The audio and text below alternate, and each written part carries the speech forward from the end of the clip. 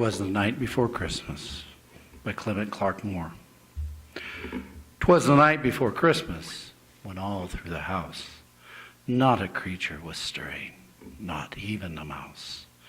The stockings were hung by the chimney with care, in hopes that St. Nicholas soon would be there.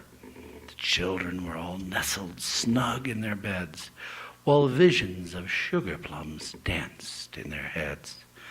And Mama in her kerchief and I in my cap had just settled in for a long winter's nap, when out on the roof there arose such a clatter, I sprang from my bed to see what was the matter. Away to the window I drew like a flash, tore open the shutter and threw open the sash. The moon on the breast of the new fallen snow gave the luster of midday to the objects below, when what to my wondering eyes should appear but a miniature sleigh and 8 tiny reindeer. The old driver was so lively and quick, I knew in a moment it must be St. Nick. More rapid than eagles, his courser they came. He whistled and shouted and called them by name.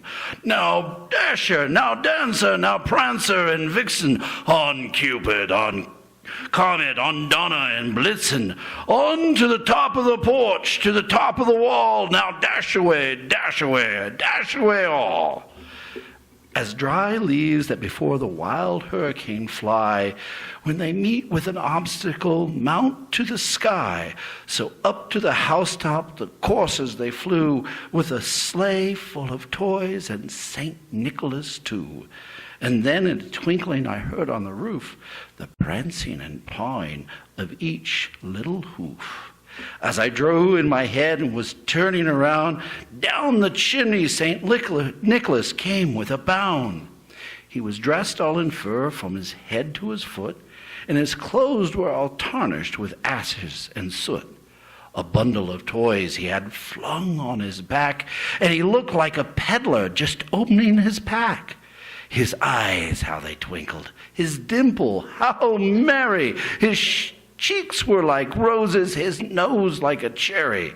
His droll little mouth was drawn up like a bow, and his beard on his chin was as white as the snow. The stump of his pipe he held tight in his teeth, and the smoke it encircled his head like a wreath. He had a broad face and a little round belly that shook when he laughed like a bowl full of jelly. He was chubby and plump, a right jolly old elf.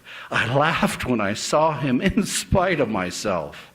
A wink of his eye and a twist of his head soon gave me to know I had nothing to dread. He spoke not a word, but went straight right to work and filled all the stockings, and then turned with a jerk, and laying his finger aside his nose, giving a nod, up the chimney he rose. He sprang to his sleigh, and to his team he gave a whistle, and away they all flew like the dawn of a thistle. And I heard him exclaim, ere he drove out of sight, "Happy Christmas to all, and to all a good night."